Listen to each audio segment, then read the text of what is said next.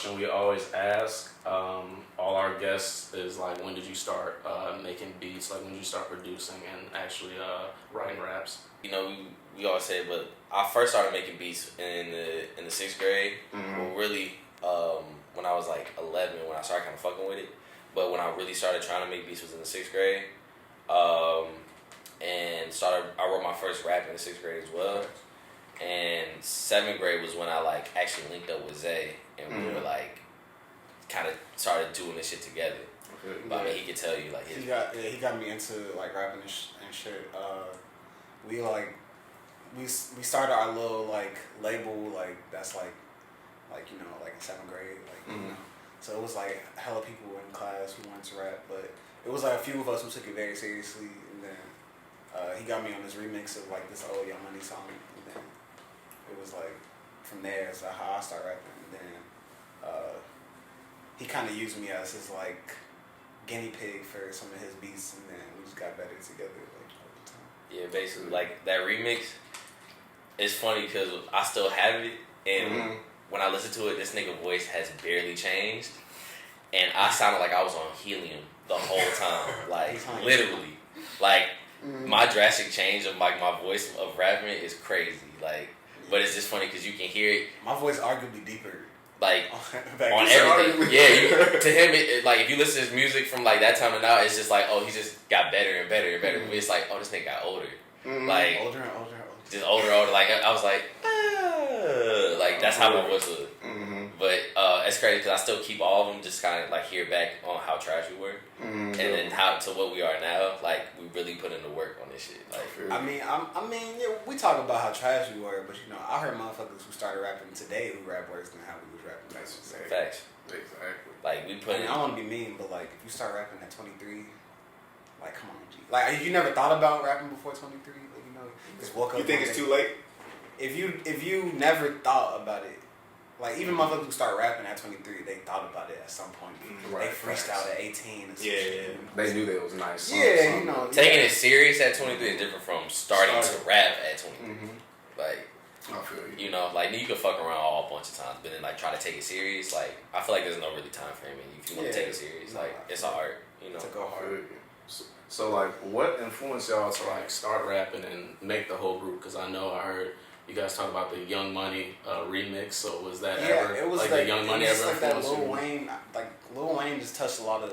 I feel like that's like, you know, like just torrenting shit off LimeWire and that era. Lil Wayne just had everybody think like, and then he was telling us that he wasn't writing too. So it was like, what? Like we can do this, like, and then he put on his crew, and then it was like, damn, like let's try to work with that, you know. Shit, like, yeah, just, I mean, for me, like, my mom, she kept my ass in the house because she didn't want me to go outside because we was just moved to the south side. Right. And, you know, my ass, I want to go outside play and shit. Nah, it's dangerous. So I was forced to stay inside. I had to find shit to do, so I got really creative. I started fucking with, like, making videos, music, like, just learning the internet, like, you know, because we were internet kids. So, like, learning the computer, learning the internet, and really just going into, like, deep of that. And for some reason, I gravitated towards music the most. And I don't know, I think because me and Zay went to school together, I think I was kind of seen as, like, the creative kid. So, you know, I would always... Yeah, G too, we could hoop too. You know, I got a little bit of thing.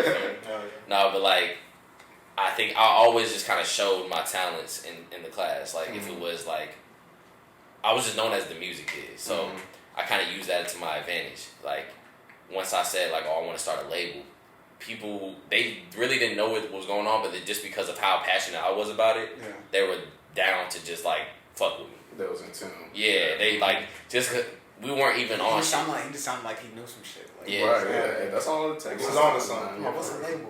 Yeah, like, what's a contract? Literally, like, I used to write up contracts, handwritten contracts, and sign people in my class. Damn. And have motherfuckers like... He did this one kid so petty, like... this one kid so petty, but like... Gee, what you... You did great, he's so petty, G. He signed her to that... He signed him to this Megan Thee Stallion ass deal, like, he wrote fine print, like... He wrote some fine print, like... Like he wrote some big ass letters, and then in fine print, it was like you would get nothing. Sold the soul for 5 albums. I definitely saw that sign that nigga took A 720 deal. a 720 deal. That nigga, on God. No, but it was wild because like I really had I had a whole setup like an accountant type shit, motherfuckers who held the paper. I didn't even know that. That was like Allen type shit, but like, I'm like it was some wild shit. Niggas was like really didn't even know what it was, but they were just fucking with it. And anybody who was like not really with it, then hey man, what you? Nah, nigga, we this and this. I'm like, okay, now you're turning into a gang. Let's calm it down real quick. The label back then, like it's still called AAPDG, which is AAP Diamond Gang, but back then I called it AAP Records. And they're like, man, if you ain't down with AAP, we beating your ass. I'm like, no, we're not doing that. But it was just wild, just because it's like something that I just thought of, like, I wanted to be like, the labels that I saw, like Young Money or Cash Money and stuff like that. He wouldn't like that for real. And I was thinking Suge on some shit. Suge with some glasses. That's for sure. That's what Suge. He was the one. I was like Dr. Dre then. For real. Yeah, but I had glasses and I was like 4'11". Wait, G, yeah. You was 5'3". I don't know, nigga.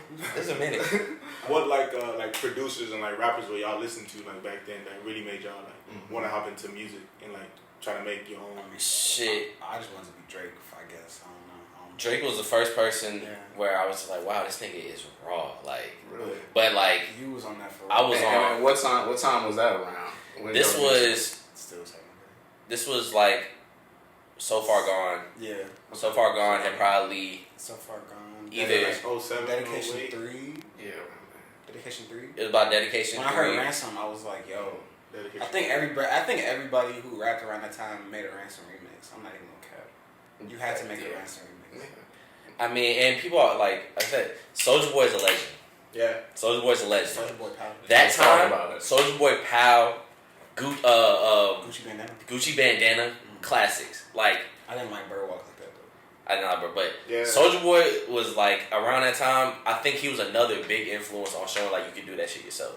Facts. Like seeing that he would put out his own videos, doing all this stuff. I think that was another reason that really made me be like, oh wow, this is possible. Cause like people that said like he, as much as he tells people about the shit, he needs to tell people that he's that nigga because he was that nigga and he's a legend. So it's like definitely like Soulja Boy was one that when I saw like oh he did it, like I was like okay like it's possible because it's like he's 16 with a platinum record. Yeah, right. For You know, real, that's what I'm saying. First nigga that really doing on his own with doing that shit. But definitely Soulja Boy. I wasn't really on Pharrell at that time. It was really like Soulja Boy, Drake. You wasn't on that with the production?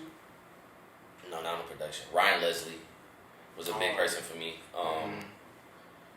I don't know if y'all remember, like he used to do like beat making, like videos on YouTube where he was kind of like the first one to do kind of like that, the creation of the song like all together in the video. Oh, okay. I used to watch those religiously. Like he would go into the studio, fucking have a suit and tie on, just like turn on some shit, start playing hella stuff, and then you just see the creation of the song like throughout the whole video, and it's like it was crazy how it would come together. And I used to like watch those religiously because I was like, how the fuck did he do that? Hell yeah. And so like those were kind of the main people that I would say like I listened to and were influenced by first starting. So like what? Cause you have cause just from hearing like your whole structure on how you wanted to do like contracts and do the business thing, and then you make beats and you rap. Like, what was the first like thing that you actually like gravitated towards? Like, was it the actual like writing of music, or was it like the business side, or like what was the first thing like you gravitated towards? I would definitely say, man, I don't know. It kind of all came like collectively together. I used to fuck around with beats as a kid, like just downloading. The Fruity Loop joint? Nah, so there's this shit called. It used to be this thing called Sharkhead, I think it was called, where like literally all it was basically the little point in Fruity Loops where you could just type it, like clicking the drums. Okay. And it was just that, and it only go for like 4 bars, like that's it. So it was just loop 4 bars, and you couldn't change the sounds. It was just the same kick, clap, hi-hat, and drum. I used to fuck with that all the time, and used to like find ways to like, you couldn't like, you can only like export 12 seconds of your song, of your beat. So I would take it and then find ways to loop it again. and so I loop it for 3 minutes straight, and then from there I would like, was like, oh, this is cool, like let me start writing lyrics to this. And I think I started wanted to rap first, but then I think I got into making the beats again after I was like, I can't find any beats that I really fuck with, that like I like, so let me just kind of start making my own shit and start fucking around. And I think I said just me being inside the house, just being creative, like putting together like my own mixtapes and like listening to them and playing them in the car, knowing they were absolutely trash, but at the time, like just me having, I guess, the whereabout to finishing the shit, right, and really like putting everything together and like trying to make a full thing was like my first like gravitation, I guess, to just all of music in general. I feel you, yeah, definitely. So, with like making beats, like what was the first time when you were like, yeah, this shit is nice, like I'm kind of nice with this, like what was it? Was it a confirmation from Isaiah, or like what was it? What was the first raw beat? I don't honestly. That's I mean, Supreme, I feel like that Supreme beat. Supreme. Yeah, I had probably when I was 15, 14 or 15 was when the chill. The chill. Was 14 or 15 was when I think objectively, it was like, this is actually dope. I always thought I was dope. Like yeah. I always thought I was dope. Yeah, we were. That's good. You know, but obviously like, you go back and you're like, no, this shit was ass. There was a couple beats like around the 2010 era. That self-talk beat was a good beat. I said like me being 14 was probably the first time where I was like, questions. Were these beats that you were like rapping on, or just like giving to your friends and stuff? so he was really the main one that he went producer route like between like 2010, 2011, and then he featured on my. I dropped the end of my freshman year of high school. I dropped a mixtape called Ready for the World, and then he like produced everything except well, not everything. It was him producing everything, and then me taking a bunch of stuff off SoundCloud. And then there was a couple like gems on there where it was like, I showed it to my dad and shit. He was like, yo, like that questions, like it's ill. We could low key play it for y'all like later or some shit. Yeah, definitely.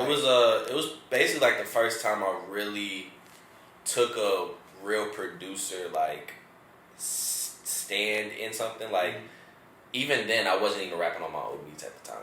Like he was really like one of the first ones to really like I would send beats to or make beats for, and he would make whole songs to them. Like still at that time, I was still kind of like figuring out what I wanted to do. Like I was still writing. I was still so many different styles of beats. Like some would be like, oh, I'm not gonna put any samples. Another would have samples. Some would be kind of trap. Some would be boom bap. Like he was just really just throwing his needle at the board. And then I think it was some of the songs like the chill questions and stuff where you kind of like narrowed in on like what were the good ones, like, you know. Yeah, like was Our Future. No, like definitely around that time. Yeah. I like my biggest influences production wise has always been Kanye, Pharrell, like Tyler and Ryan Leslie. Those like are probably my top 4. When I first heard of like Odd Future's music, I was like, oh, like those chords were like Pharrell, but it was also like hard hitting. So like that shit like polarized the fuck out of me, and that's when I started really like figuring out what chords were at the time, and that's really what those like songs, those beats really became. Like when I was very chord heavy and wanted to make things very melodic and kind of developing my own style with it, and like Zay was so open to rapping on them. Like not everybody my stuff never sounded like the masses, like what could be played on radio. It was always just like something that I thought would always sound dope to me, and he was the first one to really like listen to him and be like, oh, like I'm gonna rap on these. Like even if like they seemed like they were not your average, like you had to kind of think more into like trying to figure out how to rap on it, he would still take the challenge and like rap on it. So that's what I'm still doing that to this day. Like, we run into the issue where like he'll make a fire beat, and we know that like a certain person will be fire on it, but they'd be like, it's hard to write to. And it's like, okay, it's hard to write to it. Like, you know what I'm saying? Like, I just feel like if I hear a beat and it's fire enough, I'm gonna make it work. Like, you feel me? Like, I'm gonna find a way to make it work. Like, yeah, I think now we stuck in like, now more than ever, we're stuck in like this, I guess like people's ears are so in tune to a certain sound. Right. That 100%. If it doesn't sound like anything like that certain sound, they don't even open their mind into even like attempting to try to do anything to it. Where it's like, there's nothing wrong with making a bad song. Like, you can make an ass song, but you tried it and it's something different, and it's like it's something that you've done. You're like, okay, I did it. You never know, you might unlock something new off of doing that trash. So I'm like, oh, like flow. Yeah, you feel me? Like something where it's like I never thought I would even think of something like that. But now people are so like, they don't try to do anything outside of their comfort zone, that it makes even the listeners now like not even in tune to trying to listen to something different. Like Missy Elliott, Ludacris, all that like mid 2000s rap. Those artists, they didn't never sound like each other. Like, you knew when it was a Ludacris song, you knew it was a Missy song, you knew when it was a fucking Wayne song. Like, you knew when those artists came on. Fucking Nelly, like all those guys, you was like, okay, yeah, like I know who that is. And labels just look down on, like, if you sounded like a rapper, they'd be like, Facts. oh, you sound like this rapper, why would I sign you? Right. Now that's what they look for. Now it's like, oh, you sound like this rapper, I'm gonna sign you. For real. What do you think the shift? What do you think when the shift took place? Oversaturation of just music. It's just when all the barriers, all the barriers to entry just got taken away. So. Yeah, which is a great thing, but that's what comes with it, because it's like now there's so many artists now. That's the thing. No ideas are real, but there's so many artists that can be discovered now. Like so many great artists that will probably never had got a chance because of where they were from, or like they didn't have enough money or the equipment. But now, like, it's so easy to make a song, to put it out where you are, and you can build a buzz anywhere. But at the same time, people's ears are so it's such a short attention span with people's ears that it's like if it doesn't sound like something that they can familiarize themselves with, then it's like, nah, I don't fuck with that. Like yeah, that. exactly. Or if it's something that the popular masses can't familiarize themselves with. Yeah, it's like, on the label side, like they don't not open to it. They more look for, okay, let them do their own shit, and if they create their own buzz and have their own people, then we'll hop in and help them. But we're not gonna like the sound because we know we can't make money off of it. Or there's not a guarantee we can make money. That's the thing. It's a guarantee. It's like, come on, man. You take chances all the time, man. Taking a chance on somebody that has... They still flop. And the artists, they still get flop all the time. Exactly. But that's just how it is, man. It's like, only so many are going to be able to go. Like, even if, like, a trend or a wave is fired or, like, profitable, it's like, only so many people are going to be allowed to profit from that. Right, 100%. Somebody going to get left out. Yeah, for real. No, but let's kind of go back a little with the beats, bro. One thing that I talk to a lot of rappers about, they always say in the interviews is that when they start making music, is the hardest thing is to get is beats. And that's interesting that you said that you started making the beats. So like, kind of touch base on that, like when you guys are like coming up rapping, like how hard it is like to actually get like good production and people that actually can engineer a song. That's even harder. A trustworthy engineer, because everybody wants to charge for like who's gonna actually make it sound better. Because like I've had times where I went to engineers and my demo track that I tracked out sounded clearer than like the mix. That'd be blowing me. Yeah, it's like, I mean, I feel like you learn all this as you go. Like, to me, I never knew that putting the stuff on your vocals and chopping stuff up in the project in the program meant that meant engineering, or recording yourself meant engineering. I never knew that until I got into an actual studio. Like, like me, I was just making shit. Like I just learned. I just went on YouTube, try to figure out like, oh, how to use this, how to use that, what to do this, what to do with that. And then it wasn't until I started doing it more and more and more, and then going to places where I heard the phrases and the terms of like engineering, mixing, mastering. And I think like it's one of those where it's just like anything else, like you have to just find the right, or you either do it yourself or you find the right people around you that are able to do it. And a lot of times now people just take it upon themselves. Like it's become more and more of just one person doing it. I think our generation was the first generation of the one man band. Like exactly. You know, like whole millions of kids that were just like me that probably were just figuring out their shit by themselves in the room. Like you know, making their own beats, writing their own shit, mixing it, mastering it, and they just grew up like that, and that's all they really know. So I think because of the problems of not finding beats, can't find beats, can't find engineers, or don't have enough money to pay engineers, and all that shit just resulted in the me's of just trying to figure that shit out by yourself. I feel you. You know, cause all that, I feel like all that stuff like circles around being like self-efficient, you know, and I feel like once you try to like limit everything outside sources and try to be more self-efficient with how you move yourself and how you move with a group, I think that is like what people need to focus on the most. Like when you're starting to be an artist, you got to figure out all that shit. Like you might as well, when you start hitting it out first. When you start out like how you did, you know what I'm saying?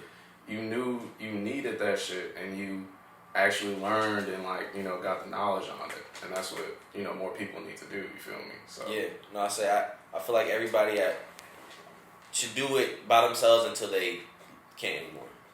You need help. Exactly. You need help, regardless of anything you do in life. You need help, but I feel like you should be as self-sufficient as possible to your capabilities, and then be open to other people when it's time. Like, right, you know, exactly. That's another thing. A lot of people they take that self-sufficiency and then they keep it with them, and they're not open to other people's like opinions or people's help, because they're like, I've been doing this by myself the whole time. Yeah, exactly. Like, but it's like, no, there's always somebody who's better than you at something. Exactly. True. Or smarter than you in like a different area. Yeah. Or something. There's somebody who specializes in the exact thing that you do. Like you're doing. Like you might be dope at what you like at every little thing you're doing, but there's always gonna be somebody who that's what they specialize in. Definitely. And it's like you gotta be like, just be humble enough to take that and be like, you know, like you're right. Like I'm still have my input, but you know this is what you're doing, so I'm gonna back off, let you do your thing. And I'm gonna be more focused on that. Gives you more time to focus on other shit now. Yeah, definitely, 100%.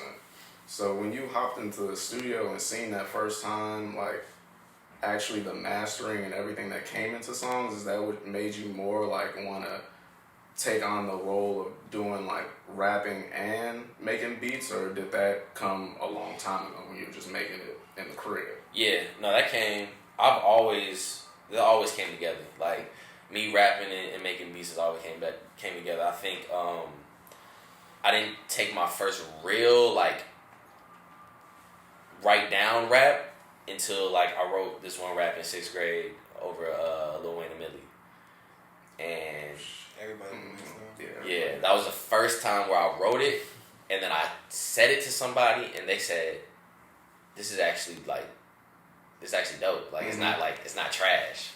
Because before I was just making, you know, I said I listened to Soulja Boy, so I was making like that type of shit. Me and my other homie Paris, like we were the first ones to kind of like make the group AAP, and then met Aaron and Paris, and we used to just make like fucking Soulja Boy songs, like just like dance songs, snap songs, like just for fun. So I wasn't really trying to write down like some actual bars and like do anything until like I really tried to sit down and write to the Millie like instrumental, and that was the first time I was like, oh, okay, like I'm actually like this is actually fun. I feel you. Yeah. Do y'all ever feel like being like weird being labeled as like a rapper or like a hip hop artists, because at the end of the day, like, you know, that is a label, and like how y'all said, like, you know, rap is much more than that, and I feel like people should just call themselves artists nowadays. Like, no, I mean, artists. Like, honestly, that shit became life though. The one thing I really don't like is being labeled just as a producer. Oh, that. I do not like that. Mm-hmm. Like, even wanted people to put respect on his name for a minute. Like, I told him as soon as he started just dropping the solo stuff more. Yeah, like, and I figured that, like, you know, it's because I didn't realize when I put out my EP, like, recently, that there was the first, like, body of work that I've put out since high school. Mm-hmm. And it's like, of course, if everybody just knows me for, you know, everybody knows that from a lot of me for my beats. Mm-hmm. So, you know, first thing that doesn't come to their mind is, oh, like, he makes beats for such and such, he's a producer. But it's like, no, I'm also, like, I started rapping damn near before I started making beats. Right. Also, like, we gotta highlight, like, his beats are insane now. So it's like, it's to the point now where it's like, I never go with, I'll play an Aaron beat, and people have to, in 5 seconds into it, they have to ask, like, yo, who made this? Like, who the fuck made this? So it's just like, and it's usually like an Aaron producing my stuff, so it's like, that's how it will work. And he hasn't even been in the city that long, so it's good to see him put out an EP and like finally put that respect on his name. Respect, I'm sorry. Can you talk a little bit about that? I know that you sort of moved back to the city from LA, right? Yeah. And so, how has that been, sort of like building up that name and that presence again in the city? It was great, like, so, you know, just LA is just different. Like, again, I feel like LA is a perfect place for building up, like, trying to get yourself into music. But I think the main thing that people need is just being in a space and environment that they're comfortable in to create music, being around people that they are comfortable with creating music with. I think LA, I was too busy trying to climb up this ladder, and it's just a field of artists doing the same thing, and a field of people who they're looking for the next thing. They're not looking for something that, you know, they have to like work with and do something. They're looking for, okay, are you the next person? Are you next this? Are you quick this? lick? Yeah, quick whatever. You know, for anything. You know, it's like, you know, I've seen some wild shit where it's like they just be like, oh yeah, she's fine. We're just gonna put money into her and just figure some shit out. And it's like they not even really trying to figure out the real like art of it. They're just trying to figure out what's the best way we can get our money back. Mm-hmm. And it's somewhere, if you know the game, you can do it. But it's just something I didn't know the game. I'm already behind with the type of music I'm making is already not for commercial and stuff that I like to make. So I just like, let me come to the city then. Let me come to Chicago. He's been telling me for years how like people out here, you know, heard my stuff and always thought I was already in the city. And, you know, I was just like, it only makes sense to at least come to Chicago. Like, come back, you know. His name was way popping more than his face. Like we went to a studio session recently, and like it was me, my homie, and we was on the studio session. And then he was like, yeah, he was talking about me, and he was bragging. He was like, yeah, Isaiah, like he was like the last great like lyricist in the city, like a motherfucker rap. You know what I'm saying? Mm-hmm. And then also, what's his homie name? Aaron, like Deux. I'm like, yo, this motherfucker right here. I'm sitting right next to him. He's like, bro, like, man, he's like, man, Zay, you like one of the last, and then, man, dude, nigga, you always with, man. It's like Aaron Deux or Aaron Doe, man. Like, man, y'all niggas hard as fuck. I was like, yeah, that's me. Oh shit, like really? Oh man, that's crazy. And it's like a lot of times where when I meet people, I'll say, you know, my name's Aaron. They're cool. Start talking, and then it's like I say Aaron Doe. They put two and two together. Oh shit! Like, yeah, okay. I like you be rapping with Isaiah and stuff, right? Yeah, bro, your shit hard. I heard one of your. So it's like, it's definitely the name definitely brings more than the face, and people don't know what I like. How does that make you feel? Like people know your work and like. I mean, it makes me feel good. Like, yeah, you know, it's cool because you know, I said like I've been doing this shit in my bedroom all day, like for all my life. Yeah. So it's like I don't really put stuff out like that. So seeing that people have heard it and seeing like unprovoked they come over and like say something good about it is like dope. Just to be like, okay, cool, like that means I'm doing something. You doing the right thing. Yeah. It's like this past 3 months has been a lot of that too. Like he's been running to like people like he didn't even know they follow each other. He'd be like, oh damn, like and motherfuckers be looking like I'm like, bro, the talent will stand out. Like, like I ran into people where I've talked to them, full conversations, and then they're like, oh yeah, get me on social media. We go on social media, they already follow me, and they're just like, oh shit, like, oh this you. Oh damn! So it's like it's weird just seeing that shit happen, you know. And I think that's also that interaction is possibly why he's shaking the producer label, because that is the life of producer, name more famous than who you actually are, like, in person type. And like a rapper's thing is kind of the flip, like name and face. You are the marketing. I don't want to say ploy, but you are the marketing face. Everything's sort of centered around you. Yeah. Like, yeah, no, I love producing, and I know that's something I wouldn't do all my life. Like, I said, rapping is like it's like I love rapping too, but I know I'm not doing that forever. Like, I'm not finna be a 45-year-old rapper. Like, I'm gonna be a 45-year-old rapper. Yeah, and that's why like I'll still make beats for this nigga at 45. Like I'll still be producing this nigga albums, I'm gonna have my ears to the streets. I'm telling you, I'm gonna be 45. I won't be Dusty 45. Yeah, no, we've done a good job at not being Dusty. Now, I mean, like we be knowing like that 16-year-old shit. Like now like it's this one kid, that big KBC kid. We be knowing. Yeah, he's hard. Bro, he's hard. Like obviously you heard Book Bag. You heard Touchdown? Touchdown's hard. Have you heard Hard Hat? No, I don't think so. That's on the same tape? It's on his other tape. Oh, okay. Hard Hat. That he's fast. He's going crazy. I think he's like RTK. He's like the Chicago TK. Obviously that makes him better because we write in Chicago like more. Cause I feel like does he freestyle or does he write, bro? Cause the I just know that nigga hard. I don't know much about him, but I know that this shit is making waves right now. It's too much wordplay to just be off the top. You think? I mean, or you know they do the punching culture. I feel like they do punching, but just like you were saying earlier, like I think more people should go as artists. Like more people should be seen. Like people should address people as artists instead of like putting a label, because you don't know at this point you don't know what anybody does. That's what I'm saying. Everybody does everything now. Like you can be whatever you want to be. Yeah, I'm just saying like saying because if you be like oh yeah like so like you rap, like if you ask people now be like oh so what do you do? It's never just one thing no more. Facts. I mean then again most rappers are like working a day job somewhere else to finance it. So what? Oh you a caramel macchiato maker. You an engineer. You a barista. You a barista. Yeah, you feel me? Like it's like everybody. Oh, what do you? Oh, like I rap. I engineer. I make beats. I do this. One thing. I shoot. I'm videographer. Artworks. I do. I'm a graphic designer. It's like everybody does everything else. No. You will probably I guess the chance of hearing somebody being like, yeah, I rap. That's all. Yeah, that shit. Like, no, you're not hearing that no more. Like, you're gonna be waiting for the other shit to happen. Like, you rap and what else you do? Like, that shit don't happen no more. So I think, just putting one label on somebody. It might not care, but at this point, it's not even like it's not even one label anymore. I feel you. So let's get into your EP, man. So how was it dropping like the first like body of work? Like you actually.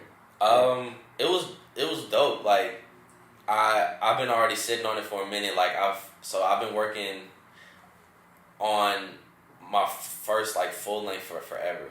And these were just songs that I've had in the tuck for like years. A lot of these songs go back to 2016.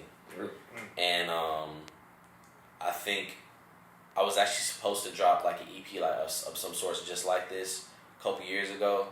But with me, I'm just a perfectionist, so that's become like a big like, I guess like a weakness for me because of how much of a perfectionist I am. That if I don't feel like I can put it out to my standards, I don't. And just from encouragement from like him and like other friends and stuff, like some of these songs I've like tried. he's been telling me like to put stuff out, and it's just I'm like, no, it's not ready, And with me, if it's not ready, I hold it and hold it and hold it, and now it's been like a year, 2 years, 3 years.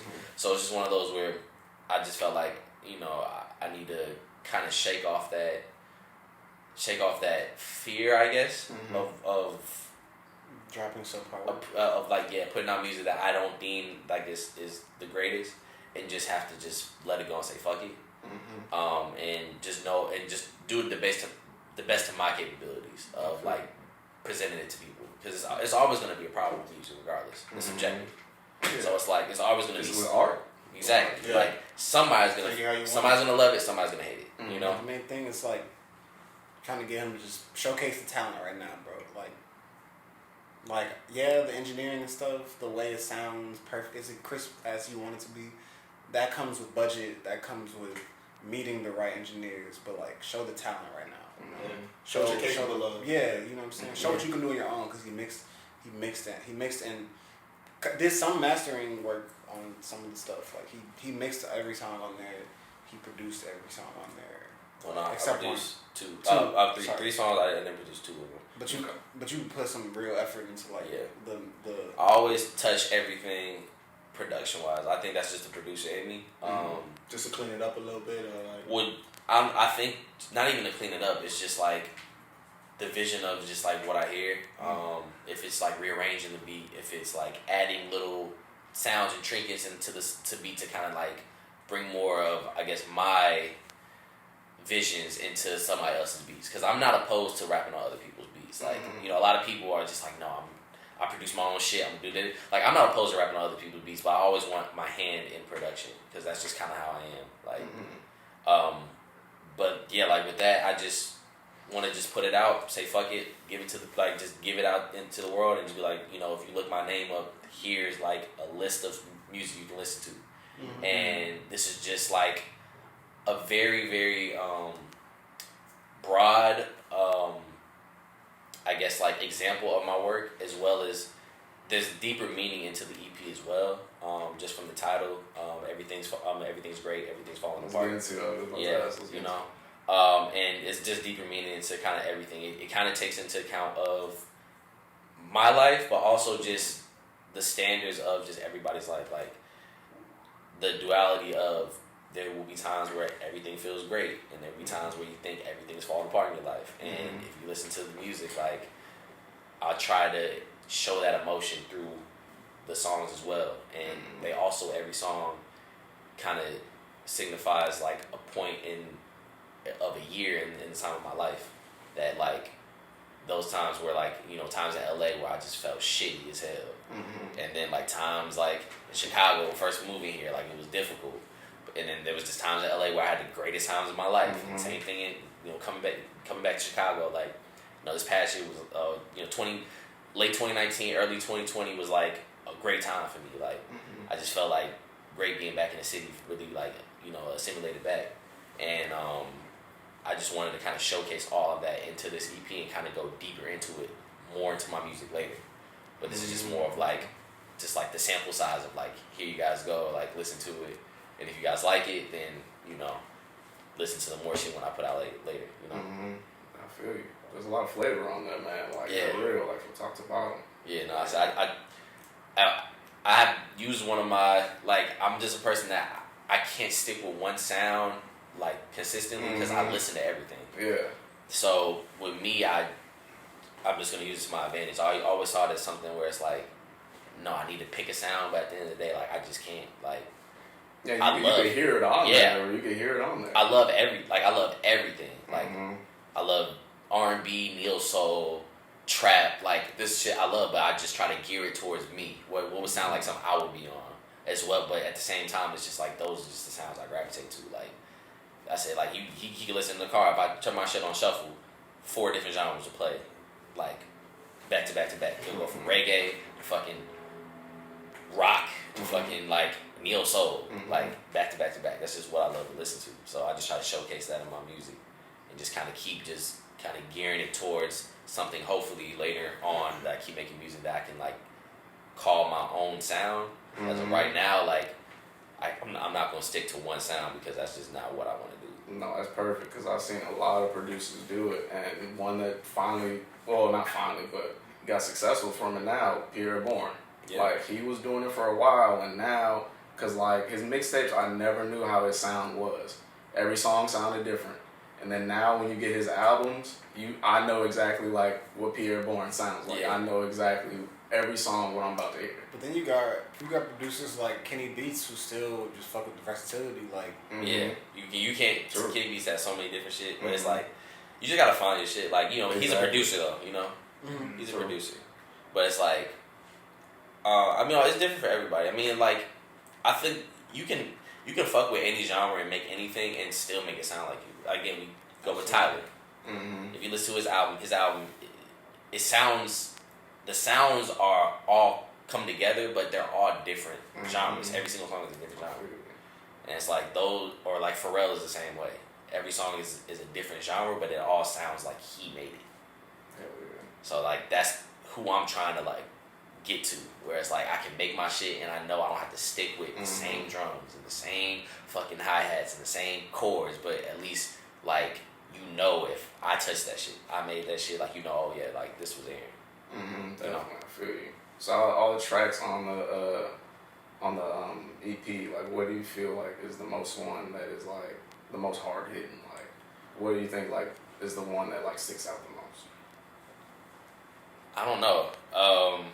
I've been getting different reactions from everybody. I think all of them to me are all all of them feel the same to me. Like they're all on the same level because of I guess where I was at the time when I made them.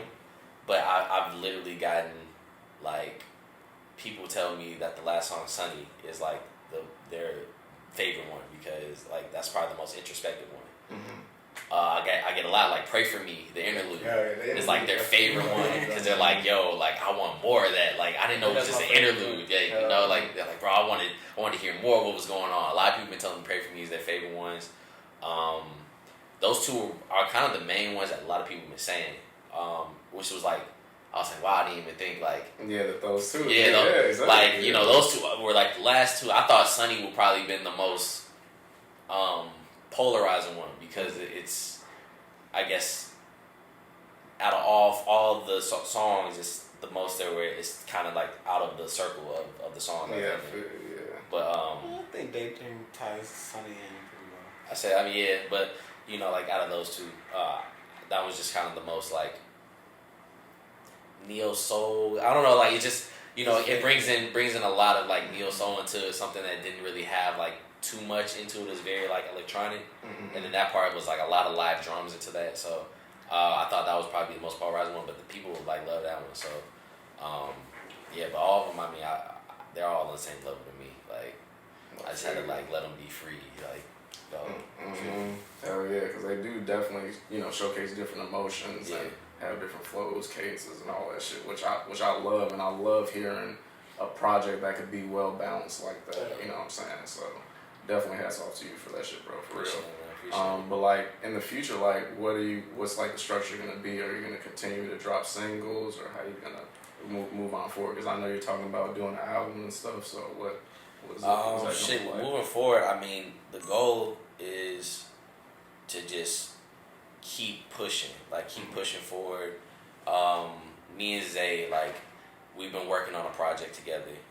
You know, like we created a group back in middle school called Grown Adolescents, like our duo, and you know we dropped a song with Saba about 2-3 years ago. What was that, 2017? Yeah, 2017. 2016 we dropped a song with Saba, and that was like one of like the first real songs that really started moving for like us as a duo. And, like we're gonna be a duo, but it's like we never really have like came together and collectively like put out a project. So So we've been doing that since. I've shown like some of these like we were gonna make an EP, but now it's like we're gonna have to just go ahead and like turn into an album. Yeah, turn into an album. I play these songs for people, and they like one of my friends said, our chemistry is like Earth Gang, where it's like you don't know who the fuck rapping at each time of the song because the chemistry just so good, and then like we just balance. Oh, we got some tracks, man. It's like Yeah, no, I mean, I said like me and him, I've been making music with him all my life. He's the most like so.